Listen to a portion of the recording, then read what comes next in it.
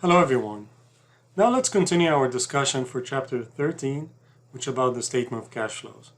And now we're going to talk about the operating section or the operating activity section, and we're going to present it using the indirect method. So in the indirect method, we are going to see how we convert the net income using some adjustments or some account balances from the balance sheet to get the cash flow from operating activities.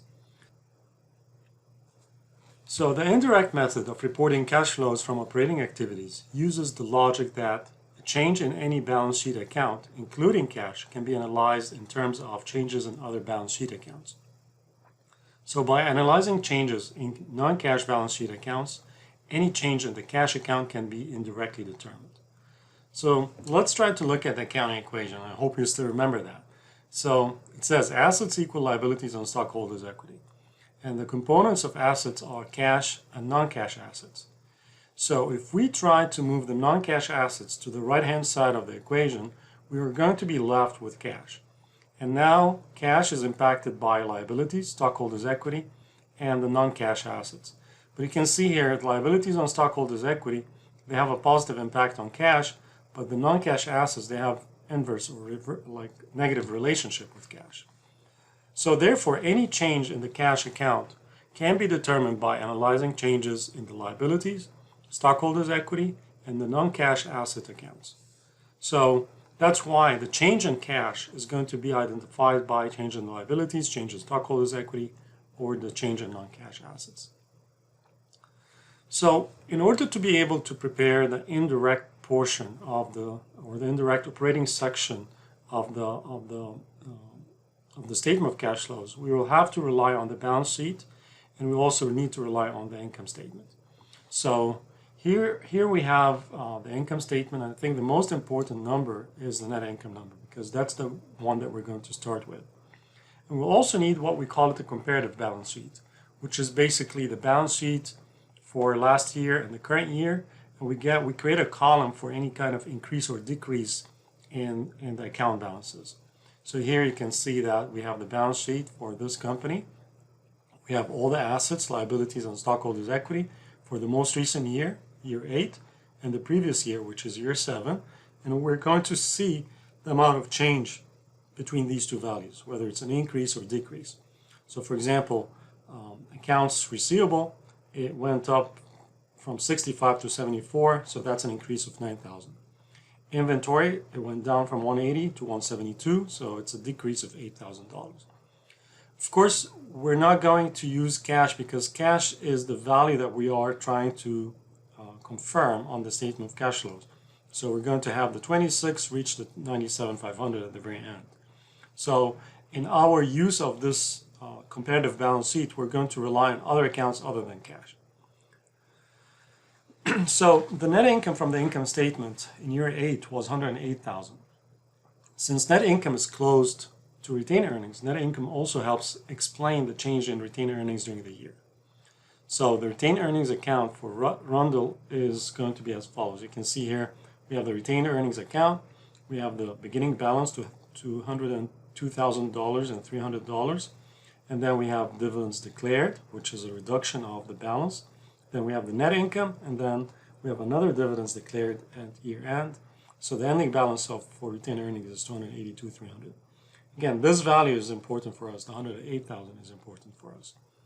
So the net income of $108,000 reported by Rundle Incorporated does not equal the net cash flow from operating activities for the period.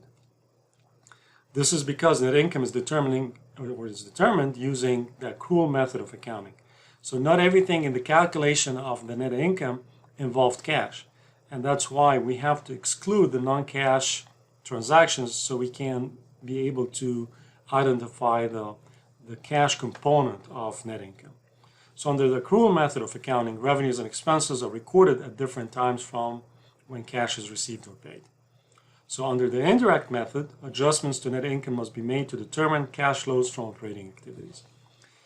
The coming slide, this slide, I think is the most important slide for you to be able to prepare the statement of cash flows using the indirect method. And again, remember, we're only focusing on the first section of the statement of cash flows, which is the operating section.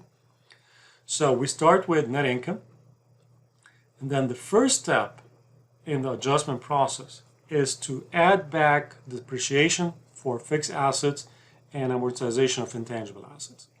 That's how we start. We have to start with these two accounts. What if we don't have amortization? Then we ignore it. And what if we don't have depreciation, which I think is very rare. In most businesses, they have depreciation of fixed assets. So we have to add them back to net income. And I will tell you why, like the rationale behind this. Depreciation is an expense. We usually subtract it in the calculation of net income. So remember, when we prepare the net income, we have revenues minus expenses. So we subtract the depreciation expense from revenues to get the net income. But if you think about it, depreciation is not really a cash expense. It's the allocation of the cost of the asset over its useful life. So we don't actually pay depreciation. And because we don't pay depreciation, we're going to add it back to net income. And that's the rationale behind adding depreciation of fixed assets. So remember, depreciation of fixed asset is something that's going to be added back to net income. Same thing with the same rationale, amortization of intangible assets. So amortization of any kind of intangible asset should be added back. Then we are going to add losses on the sale or disposal of assets, or subtract gains on disposal of assets. So if we have any kind of gains or losses that were recognized during the current year, during the current period, due to the sale or disposition of assets, in this case we have to either, if it's a loss, we add it back. If it's a gain, we subtract it. And why we do this? For the same rationale. Remember, long-term assets, they don't belong to the operating section. They belong to the investing section of the statement of cash flows. And however, they are included in the calculation of net income. So if we had a loss that was subtracted from net income, we have to add it back. And if we had a gain that we had added to net income, then it doesn't belong here. We have to subtract it. So this is why you can see here, losses on disposal of assets or sale of assets is going to be added. Any gain on disposal of assets or disposition of assets would be subtracted. Then the changes in operating assets and liabilities. We have to go to the balance sheet and look at the third column that we created, which is the comparative column for last year values compared to the current year values. And if we have any kind of increase in the non-cash current operating assets, we subtract it. And if we have a decrease in non-cash current operating assets, then we add it. So I think, try to remember this. It goes opposite direction when it comes to current assets. Why we're insisting on non-cash? Because remember, I told you the cash, the first line on the current assets, we're not going to use because we're doing this for the sake of assets, for the sake of cash. We're not going to calculate the difference for the cash now. So starting from the second line after cash, we're going to focus on any kind of current asset, and we see if it went up, we subtract it. If it went down, we add it. So increases in current assets are subtracted, decreases in current assets are added. However, when we move to the current liabilities section of the balance sheet, and we also see the changes, the increases are going to be added and the decreases are going to be subtracted. So you see here, increase in current liabilities are going to be added, decrease in current liabilities are going to be subtracted. Then we add all these numbers together, pluses and minuses, get the difference, or add them to the net income, and you get the net cash flow from operating activities. So I think it's very important to remember this list of things to be subtracted and the list of things to be added. It's not too difficult. I think it's just very logical. The implementation of this is very simple. So one more time, net income is normally adjusted to cash flow from operating activities using the following three steps. First step, expenses that do not affect cash are added, like depreciation expense and amortization of intangible assets. Then losses on disposal of assets are added back and gains on disposal of assets are deducted. then the changes in the current assets and current liabilities are added or deducted in the following sequence. So if we have an increase in current assets, we subtract them. If we have a decrease in non-cash current operating assets, we add them back. If we have an increase in current liabilities, we add them. If we have a decrease in current liabilities, we subtract them. So that's the formula. We have to apply that. We have to learn it. We have to implement it. And here we have an example based on the numbers we have. So net income was 108. We added depreciation. There was no amortization, so we added back the depreciation for $7,000. Then we also added the gain, we subtracted the gain on sale of land, which is $12,000. Because remember, losses are added, gains are subtracted. Then the changes in current operating assets and liabilities. So we have an increase in accounts receivable. Since current accounts receivable is a current asset, it goes opposite direction. So if there's an increase, we subtract them. We subtracted 9,000. There was also a decrease in inventory. That's a current asset. So it's a decrease, we add it. Then we have accounts payable. That's a liability. It goes in the same direction. So we have a decrease, we subtract it. We have an increase in accrued expense payable. Any payable is a current liability. So it's increasing. It goes in the same direction. We add it. And then we have decrease in income tax payable. It's decreasing, so we subtract it. We add all these numbers together, and the net cash flow from operating activities should be $100,500.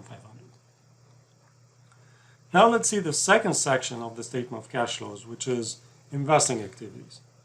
So the cash flow from investing activities section reports the cash inflows and outflows related to changes in a company's long-term assets. So similar to preparing the cash flow from operating activities section, each change in each long-term asset account is analyzed for its effect on cash flows from investing activities. So let's see this. The $45,000 decline in the land account of Rundle Incorporated was from two transactions as follows. You can see here it was $125,000, now it's $80,000. So the balance was $125,000. They sold they sold the land for $72,000 cash, and the value of the land was $60,000. So the value of the land went down from $125,000 to $65,000, and then they purchased another land for $15,000 cash. So if you think about it, the $72,000 is considered to be an inflow. So that's something that would increase cash from investing activities. The purchase of $15,000 worth of land is going to be a decrease in the investing activities. So the June 8th transactions is the sale of land with a cost of $60,000 for $72,000 in cash. The $72,000 proceeds from the sale are reported in the cash flows from investing activities. And this is how it's going to look like. We're going to record cash received from sale of land, $72,000. How about the $60,000? That was the original cost, but we're only focusing now on the cash received. The October 12th transaction is the purchase of land for the cash of $15,000. This transaction is reported as an outflow, so now we are paying out. So it's a negative, it has a negative impact. So cash received from sale of land, and actually this should not be received. I think that's a typo. It should be cash paid or used for the sale of land, for the purchase of land. So because remember, we just purchased land here. So cash purchased or cash used for the purchase of land should be $15,000 with a minus. Let's see another example for building and accumulated depreciation. So the building account of Rundle Incorporated increased by $60,000. It was $260. It was $200. Now it's $260. And the accumulated depreciation of building increased by $7,000 from $58,000 to $65,300. So there is a purchase of building for cash and the depreciation, which, by the way, remember this number was used in the operating section. So this is just something for your information. So the purchase of the building for cash of $60,000 is reported as an outflow of cash, and I think now we have it right. It says cash paid for purchase of building, and it's $60,000 in between parentheses, which indicates it's a negative. So the cash flow from financing activities, which is the last section of the statement of cash flows, reports the cash inflows and outflows related to the change in a company's long-term liabilities and stockholders' equity. Each change must be analyzed to determine its effect on cash flows from financing activities. So let's see an example here for bonds payable. The bonds payable account of Frondel Incorporated decreased by $50,000. It was 150, now it's 100. So we have to say that we're going to record cash paid to retire bonds payable, 50,000 negative. This decrease is from retiring the bonds by cash payment for the face amount. The cash outflow is reported in the financing activities section. So whenever we pay back the bondholders their balance, we are retiring the bond, and that's an outflow. So this is why it's going to be recorded as cash paid. Another example for common stock. So the common stock account of Frondel Incorporated increased by $8,000. It was 16, now it's 24. And the paid-in capital in excess of par for common stock increased by $40,000, increased from 80 to 120. So in this case here, we're going to record the cash received from the sale of common stock as a total, $48,000. So you see, we used the 8 and the 4,000 combined. And that's, again, that's part of the financing activities. One more thing related to financing activities, which is dividends and dividends payable. This is slightly tricky. So the retained earnings account of Frondel Incorporated indicates cash dividends of $28,000 because we had two cash dividends that were paid, $14,000 and $14,000, that were declared during the year. Actually, they were not paid, they were declared. However, the following dividends payable accounts indicate that only $24,000 were paid. And you can see here the cash paid was $10,000 and another $14,000, even though these are the amounts declared. Since we're focusing on the cash flows, we're going to focus mainly on the amount of cash payments. So let's see here. Cash dividends paid during the year can also be computed by adjusting the dividends declared during the year for the change in the dividends payable account as follows. So we get the dividends declared from retained earnings, which in our case was $28,000, plus the decrease in dividends payable or the increase in dividends payable. And in this case, we had an increase of $4,000. So because of the increase in dividends payable by $4,000, we're going to subtract it. So remember, increase in dividends payable, they're going to be subtracted. So that's another way of doing it. So the cash dividends paid by Frondel during year 8 are $24,000. You see here the dividends declared were $28,000. The increase in dividends payable is going to be subtracted by $4,000, so the cash paid is $24,000. So on the statement of cash flows from financing activities, we're going to show that cash paid for dividends to be $24,000 with a minus. So let me stop here. In the next video, I'm going to present how we prepare the statement of cash flows, or in other words, how we put it together.